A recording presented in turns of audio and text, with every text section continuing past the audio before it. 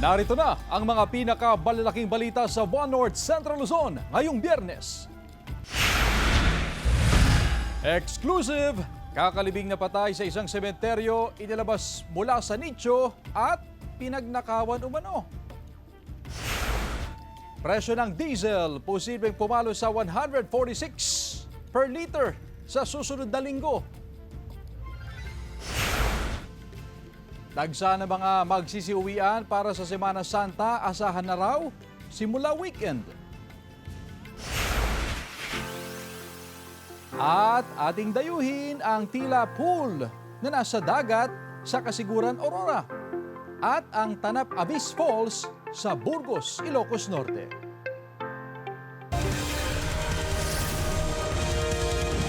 Ito ang GMA Regional TV, One North Central Luzon. Magandang hapon, ako si Chris Zuniga. Dagsa ng mga magsisiuwian para sa Semana Santa, asahan na raw simula weekend ayon sa ilang kumpanya ng bus. Ang detalye sa report ni CJ Torida. Handa na ang ilang kumpanya ng bus sa dagsa ng mga pasahero sa nalalapit na Semana Santa. Asahan daw ang malaking volume ng mga pasahero simula bukas at sa mga susunod na araw. Siguro nasa 90% po ang itatas ng mga pasahero natin. Sa bus unit po naman, hindi po natin kukulangin dahil ito po lagi ang pinaghahandaan ng mga kumpanya namin. Kung dati na sa 30 minutes hanggang 1 oras ang trip interval, asahan na raw sa mga susunod na araw ang 15 to 20 minutes na trip interval dahil sa dami ng mga pasahero. Handa na rin daw ang mga driver sa dagsa ng mga commuter. Tiniyak na nasa maayos na kondisyon ng mga bus, pati na ang kanilang mga sarili. Kailangan po ng tulog, number 1 yan. Tapos pahinga. Anyway, round trip naman po kami. So, mahabang oras din po yung pahinga namin. Ang magkaibigan na sina Daniela at Arlene, maagang naghintay ng masasakyan na bus kaninang umaga. Pero hindi bakasyon ang kanilang biyahe, kundi pa uwi sa kanilang bayan. Gayunman may mga plano na raw silang gagawin sa nalalapit na Semana Santa. Sa Sunday po, mag-church po kami. Tapos, yun, makikipag-bonding sa family. Sa Holy Week po kasi siguro mag-church po kami. Tapos ewan ko lang po kung matutuloy po kami sa swimming. Panawagan ng otoridad sa mga bibiyahe sa Semana Santa, maging maagap sa pagpunta sa terminal para makaiwas sa anumang aberya. Kasama si Henry Duminsil, CJ Torida, One North Central Luzon. Presyo ng diesel, posibleng pumalo sa 146 pesos ang kada litro sa susunod na linggo. Narito ang report. Panibagong bugso ng malakihang taas presyo sa petrolyo ang nakaamba sa susunod na linggo, bunsod pa rin ng tensyon sa gitnang silangan. Sa nakalipas na 4 na araw, posibleng tumaas ng 11 pesos hanggang 12 pesos kada litro ang diesel. Dahil dito, maaring umabot sa halos 150 pesos kada litro ang presyo nito sa mga gasolinahan. Kung may sasakatuparan ang pagtaas, aabot sa pagitan ng 118 pesos hanggang 146 pesos kada litro ang diesel. Maaari namang walang paggalaw sa gasolina o kaya'y tumaas ng hanggang 3 piso kada litro na posibleng umabot sa 115.4 pesos kada litro. Sa gitna ng sunod-sunod na pagtaas, tiniyak ni Pangulong Ferdinand Marcos Jr. na may sapat na supply ng krudo ang bansa at patuloy ang paghahanap ng pamahalaan ng karagdagang mapagkukunan ng langis. Kaugnay ng sunod-sunod na mega oil price hike, nagsagawa ng protesta ang mga tsuper, commuter at iba pang apektadong sektor sa Baguio City. Sa ngayon, nagro-rotation na nga ang yung mga jeep tapos wala nang take home. Kasi kahit hindi sila magwelga, talaga magtitigil pasada sila dahil wala naman silang kikitain. Ang kahilingan namin, kung itataas man ang pamasahe, dapat itaas din ang sahod. Ilan sa kanilang panawagan ang tanggalin ang VAT at excise tax sa langis, rollback sa presyo ng krudo at itaas ang sahod kasabay ng taas singil sa pamasahe. Sandy Salvacio, One North, Central Luzon. Samantala, presyo ng repolyo sa ilang pamilihan sa Benguet bumagsak sa 3 pesos per kilo. Makibalita tayo live kay Sandy Salvacio. Sandy? Chris, marami ang problemado ngayon sa tila domino effect ng pagtaas ng presyo ng langis. Isa nga sa mga apektado rito ang mga magsasaka ng gulay mula sa Cordillera Region. Luging-lugi na kung ilarawan ng mga magsasaka ng Highland Vegetable sa Benguet ang mababang bentahan ngayon ng repolyo sa mga pamilihan. Ayon sa price monitoring ng BAPTC, bagsakan ng mga gulay sa probinsya, unstable daw ang presyohan ng ilang Highland vegetable tulad ng repolyo na bumagsak sa 3 pesos kada kilo ngayong linggo. Kahit mataas ang volume ng gulay na dumadating, pag mataas din yung demand, mataas pa din yung price. Ayon sa ilang magsasaka sa Bugyas, Benguet, halos hindi pa raw lumagpas sa puhunan ng kita. Kung tutuusin ay nag-negative pa raw sila ngayong anihan dahil tumaas din ang gastusin ng kanilang transportation expenses. Yung dating 2 pesos kada kilo sa transportation, ngayon pumapatak na ng 5 pesos. Dahil dito, lubog na raw sa utang ang karamihan sa mga magsasaka at mapipilitang mangutang muli para sa susunod na cropping season. Ayon sa Samahang Industriya ng Agrikultura, lubhang naapektuhan sa oil price hike ang mga biyahero ng gulay mula Cordillera pababa sa Maynila at malalayong probinsya. Apektado talaga kaya kailangan may tulong sa fuel subsidy. Hiling ngayon ng mga magsasaka sa pamahalaan. Bababa sana yung presyo ng crudo. Kung kahit hindi man sana bababa yung crudo tsaka yung pesticide, basta tataas sana yung presyo ng gulay. Wala naman daw problema sa supply ng Highland vegetables. Chris, dito sa Malimgas Public Market, napansin natin na tumaas at bumaba rin yung presyo ng mga gulay. Para sa Highland Vegetables, Chris, ang carrots ay nasa 60 pesos kada kilo, patatas ay nasa 40 to 50 pesos kada kilo, at ang repolyo dito, Chris, ay tumaas na nasa 40 pesos kada kilo. Para naman sa Lowland Vegetables, ang kalabasa ay nasa 70 pesos kada kilo, talong ay nasa 40 pesos kada kilo, at okra ay nasa 120 pesos kada kilo. Ayon sa mga nagbebenta ng gulay, isa rin sila sa naapektuhan nitong tinatawag natin na mega oil price hike, lalo na tumaas ang kanilang transportation expenses, gayon din ang mga ibinebenta nilang gulay mula sa bagsakan sa Urdaneta City. Chris? Maraming salamat, Sandy Salvacio. Sa kuha ng amateur video, rinig ang sigawan ng mga residente habang dahan-dahang isinasakay sa sasakyan ang isang lalaki at dinala sa ospital. Ang lalaki, pinagbabaril umano ng 2 sospek sa barangay Taping, Lagangilang, Abra, gabi noong Martes. Kinilalang biktima ng residente sa barangay Bangbangkag ng nasabing bayan. Inaayos daw ng biktima ang mga bagong aning palay nang bigla siyang pagbabarilin ng mga sospek. Nagtamo siya ng tama ng bala sa leeg, dibdib at binti. Pinaghahanap na ng pulisya ang mga sospek. Sinisikap ng GMA Regional TV na makunan ng pahayag ang kaanak ng biktima. Namukhaan pa niya yung suspect, ma'am, kasi na-flashlightan niya.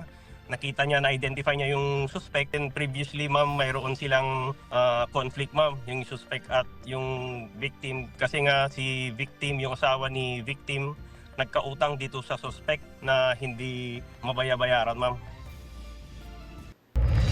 Kita sa CCTV ang lalaking yan na nakasandal sa motorsiklong nakaparada sa barangay Bulihan sa Plaridel, Bulacan. Tumayo siya at binuksan ang compartment ng motorsiklo. Ilang sandali lang, hinila niya paatras at tinangay ang motorsiklo. Sa isinagawang backtracking ng pulisya, naaresto ang sospek at lalaking pinagbentahan niya ng motorsiklo. Ayon sa pulisya, kapitbahay ng may-ari ng motorsiklo ang nahulikam na magnanakaw. Na-recover ang motorsiklo at ilang pang motorsiklo na hinihinalang nakaw din. Aminado sa krimen ng sospek ang mga sospek na maharap sa reklamong carnapping.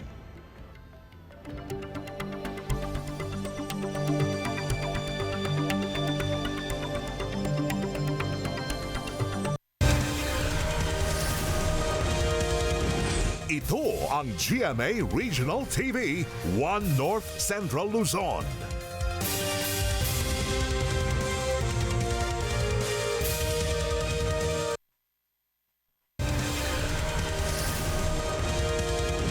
Ito ang GMA Regional TV, 1 North Central Luzon.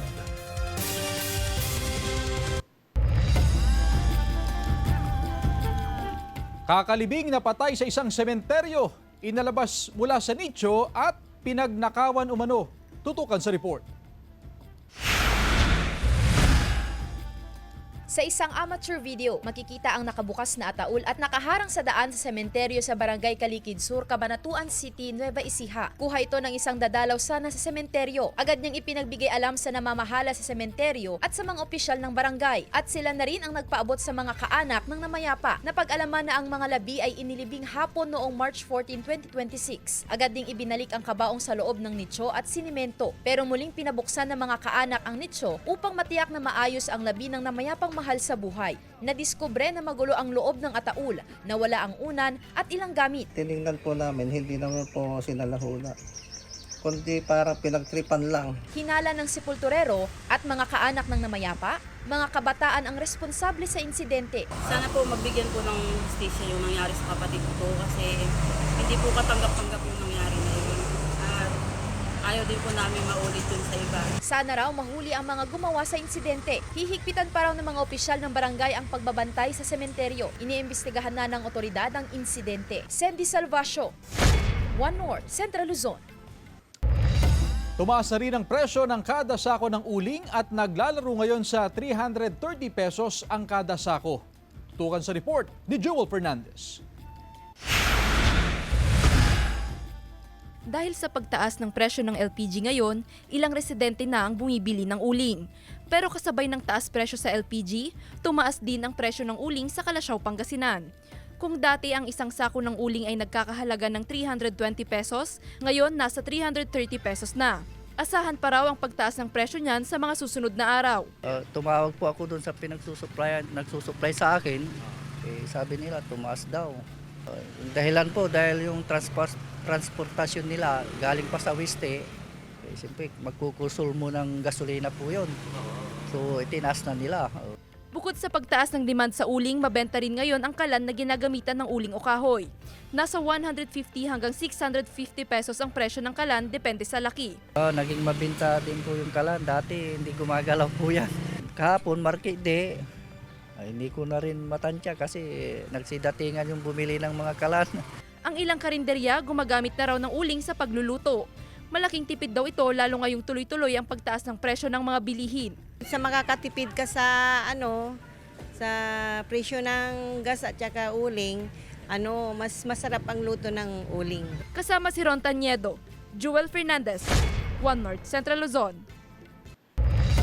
Presyo ng 11 kilogram na LPG tank posibleng umabot hanggang 1,500 pesos sa Abril ayon sa LPGMA. Sundan sa report ni Jasmine Gabriel Galban. Pagpasok ng Abril, posibleng sumipa hanggang 1,500 pesos ang 11 kilogram na tangke ng LPG. Ayon sa LPG Marketers Association, bunsod yan ang pagtaas ng shipping cost dahil sa limitadong access sa Strait of Hormuz. Sa ngayon, mahigit 800 pesos hanggang mahigit 1,100 pesos ang 11 kilogram na LPG tank. Ayon sa asosasyon, walang mangyayaring shortage base sa kanilang projection. Tatagal daw ng 35 hanggang 40 araw ang supply ng LPG sa bansa. Bago yan, sinabi ng Department of Energy na hanggang 25 araw na lang ang supply ng LPG sa bansa. Inutusan na raw ng DOE ang pribadong sektor na ituloy ang pagbili ng LPG anuman ang presyo nito. Posible raw na umabot sa hanggang 500 pesos ang kada kilo ng baboy ayon sa Department of Agriculture. Sa tansya ng kagawaran, halos 60% ang posibleng itaas ng presyo ng karneng baboy kung lalala pa raw ang sitwasyon sa Middle East.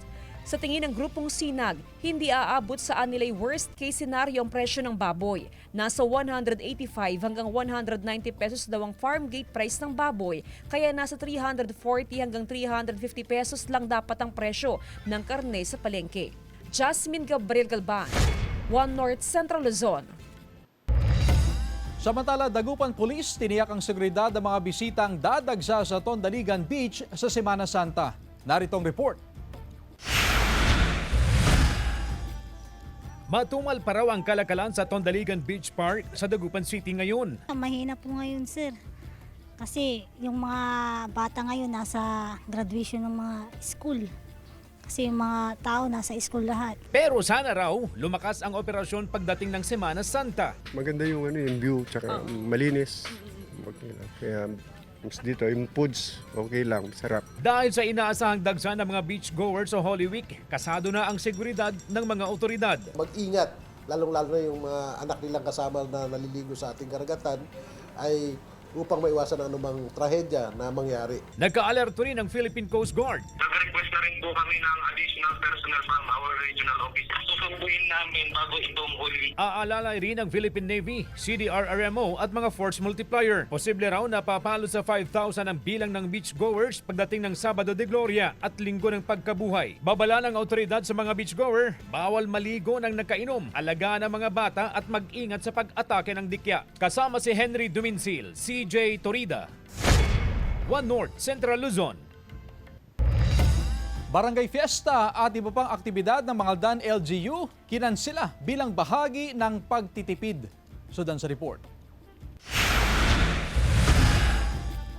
Kasunod ng pagkakadeklara ng State of National Energy Emergency, agad na tumugon ang lokal na pamahalaan sa deklarasyon. Sa bayan ng Mangaldan, tinitiyak na naaayon ang mga polisiya at programa ng bayan na nag-uutos ng whole-of-government approach upang matugunan ang tumataas na presyo ng enerhiya at banta sa supply. Sa ilalim ng lokal na kautusan, inaatasan ang lahat ng tanggapan ng munisipyo at mga barangay na magpatupad ng energy conservation measures. Isa sa mahigpit na sumusunod dito, ang Barangay Anolid. Especially sa aircon po, may oras lang po kung hanggang kailan lang po namin pwedeng gamitin. And then, ganun din po sa electric fan, sa paggamit po ng water dispenser. Ipinag-utos din ng LGU ang pagbili ng solar-powered equipment at paglalagay ng mga deep well sa ilang lugar na maaaring gamitin sa panahon ng emergency. Pinagbawal din ang pagsasagawa ng barangay fiesta at ilan pang mga programa tulad ng mga paliga upang makatipid sa langis at kuryente. Sa April 8, magkakaroon po sana kami ng kalutan-tugtugan sa Dalan. Yun po yung isang pinanghihinayangan po ng kabarangay po namin kasi all set na po talaga kami. Mas okay, madam, para makatipid. Gayunman, hindi naman daw ito hadlang ayon sa ilang barangay council dahil maaari naman daw silang magpatupad ng alternatibo at mas praktikal na mga aktibidad. Nakatakda ring bumuo ang LGU ng lokal na uplift committee na tututok sa ilang sektor upang matiyak ang maagap na pagtugon sa mga posibleng epekto ng energy emergency. Sandy Salvacio, One North, Central Luzon. Umatake sa ilang sakahan sa Dilasag, Aurora ang sakit sa palay na tinatawag na rice blast. Ito yung sakit na karaniwang kumakapit sa mga palayan na nasa matataas na lugar o tuwing umuulan o makulimlim ang panahon.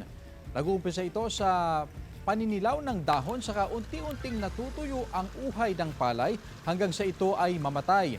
Sa datos sa Municipal Agriculture Office, umaabot na sa 10 ektaryang sakahan ang apektado ng rice blast sa isang barangay doon. Nag-abiso na ang ahensya sa mga magsasaka ng mga hakbang upang makontrol ang pagkalat ng naturang sakit. Kuting na sumali sa prosesyon kinagiliwan ng ilang residente. Tunghayan sa report. Agaw pansin sa netizens ang video ng isang kuting sa Lipa City, Batangas na tila nakibahagi sa prosesyon kasabay ng pagdiriwang ng pista ni San Jose. Ayon sa uploader na si Yus Cooper Marilet Garcia, sa gitna ng prosesyon, napansin niya ang kuting na tumatakbo upang makahabol at makasabay sa mga deboto. Sa kabila ng pagsubok na ilayo ito upang hindi matapakan, paulit-ulit umanong bumabalik ang kuting at sumusunod sa likod ng karo habang nagpapatuloy ang prosesyon. Nagbigay aliw din online ang video ng mag-asawang sina Jel at Miel kasama ang kanilang 4 na buwang gulang na sanggol. Sa video, makikitang dahan-dahan pang pumasok sa kwarto si Daddy Miel with matching senya sa kanyang asawang si Jel na huwag mag-ingay. Kampanteng tulog na si Baby matapos ang ilang minutong paghele rito. Pero nang ibaba si Baby sa kama, agad niyang napagtanto na gising pa pala ito. Marami sa netizens ang nakarelate sa nasabing eksena, lalo na ang mga magulang na nakaranas na ng hirap sa pagpapatulog ng sanggol. Sandy Salvacio, One North, Central Luzon.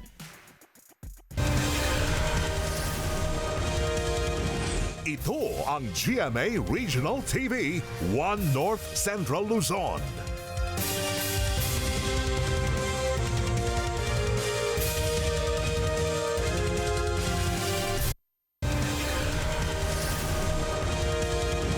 Ito ang GMA Regional TV, One North Central Luzon. Mahigit 2 linggo pa ang hihintayin bago magamit ni Pangulong Bongbong Marcos ang emergency powers kaugnay sa excise tax sa langis. Sa April 12 o 13 pa po pwedeng tapyasan o suspendihin ng Pangulo ang excise tax sa langis o matapos ang 15-day publication rule na requirement sa ipinasang batas ayon sa Finance Department at Malacanang.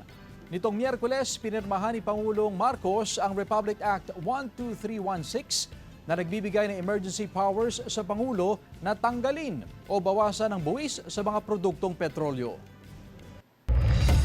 2 taong gulang na batang babae hinihinalang nalunod matapos maglaro sa sapa na pinaglalabahan ng kanyang ina. Nakaalerto CJ Torida. Nalunod sa sapa sa Barangay San Pablo, Jardín Nueva Vizcaya ang 2 taong gulang na babae hapon noong Miyerkules. Naglalaro umano ang bata sa sapa habang naglalaba ang kanyang ina nang mangyari ang insidente. Ilang minuto ang nakalipas, nakita na lang daw ng ina na nakalutang na ang kanyang anak sa sapa. Dinala pa sa ospital ang bata pero hindi na umabot ng buhay. Sa isinagawang enhanced search of canals and underground against box attack o e-scuba, iba't ibang gamit ang natuklasan ng otoridad sa loob ng kanal sa bahagi ng Barangay Poblacion South, Solano, Nueva Vizcaya. Na-recover ang isang hydraulic jack, long nose, pliers, steel saw na may extra blade, crowbar, metal tube, 6 na wood lugs at 3 sako na walang laman. Hinala ng pulisya, posibleng inilagay sa loob ng kanal ang mga gamit para sa iligal na aktibidad. Tiklo ang 3 kabataang lalaki sa panloloob ng isang tindahan sa Barangay Lantap, Bagabag, Nueva Vizcaya, madaling araw noong Martes. Tinangay ang iba't ibang laman ng tindahan at barya na may kabuuang halagang 10,000 pesos. Sa pamamagitan ng backtracking ng CCTV footages, nasa kote ang 3 sa bahay ng kanilang kaanak. Nakita roon ang mga ninakaw na pagkain. Isa sa ilalim sa naaayon na intervention ng 3 menor de edad. CJ Torida, One North, Central Luzon.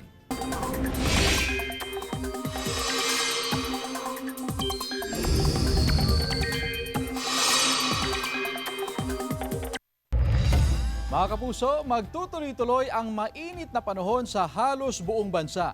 Easterlies o yung mainit at maalinsangan na hangin ang pangunahing weather system ngayon. Wala pa rin namang namamata ang bagong sama ng panahon na makakaapekto sa ating bansa pero may tsansa pa rin ng ulan sa ilang lugar. Sa datos ng Metro Weather, mababa ang tsansa ng ulan sa Northern at Central Luzon pero maging handa pa rin sakaling may localized thunderstorms. Posible rin ang ulan sa iba pang bahagi ng bansa.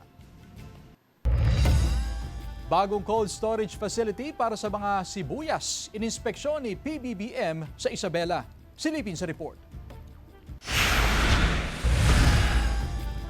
Isa sa mga pinoproblema ng mga magsasaka ang pagkabulok ng kanilang mga pananim, lalo na kung sabay-sabay ang pag-aani at magkaroon ng oversupply. Ito ang layong tugunan ng bagong tayong onion cold storage facility sa bayan ng Ramon sa Isabela.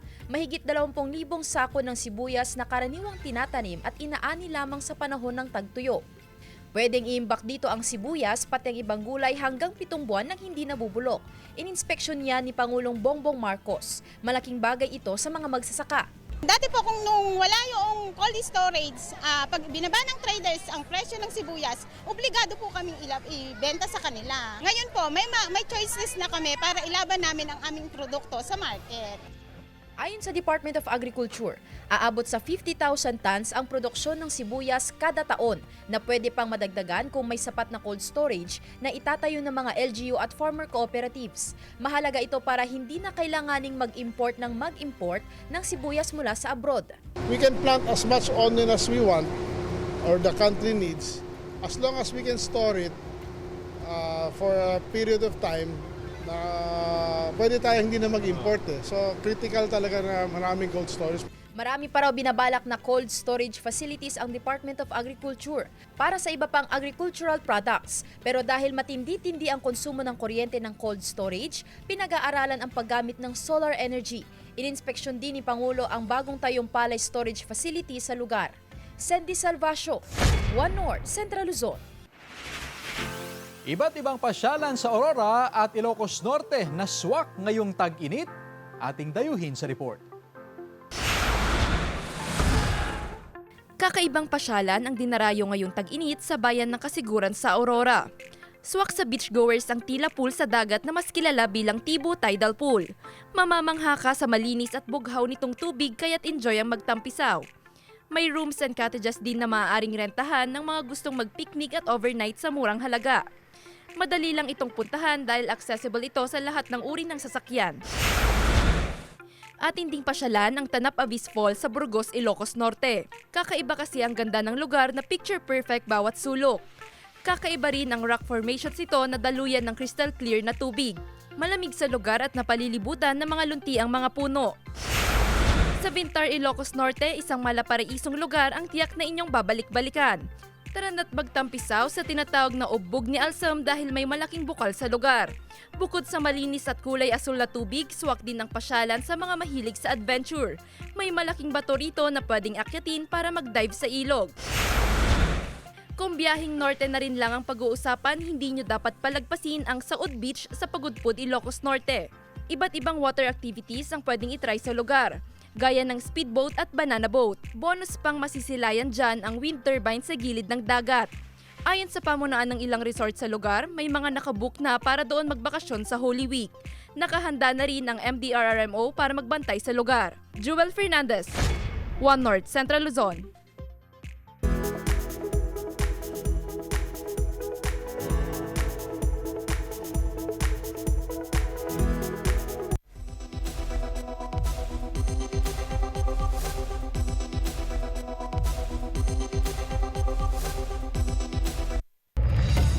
Samantala, mapapanood niyo po ang episode na ito at iba pang pinakahuling lokal na balita sa official website ng GMA Regional TV, www.gmaregionaltv.com. Pwede rin kayo bumisita sa aming official YouTube channel, GMA Regional TV, at i-click ang subscribe button para sa pinaka-maiinit na balita mula sa mga rehiyon. Nais din naming pasalamatan ang mga kapuso sa Hilaga at Gitnang Luzon, maging ang mga kapuso natin abroad. Dahil sa GMA Regional TV, local news matters. At yan ang mga pinakamalaki at pinakahuling balita sa Hilaga at Gitnang Luzon. Maraming salamat sa pagsama sa amin pati na ang mga kapuso sa ibang bansa na tumutok sa mga balita sa rehiyon. Ako po si Chris Zuniga. Kami, ang GMA Regional TV, One North, Central Luzon. Buong puwersa para sa mas malaking misyon at mas malawak na paglilingkod sa bayan.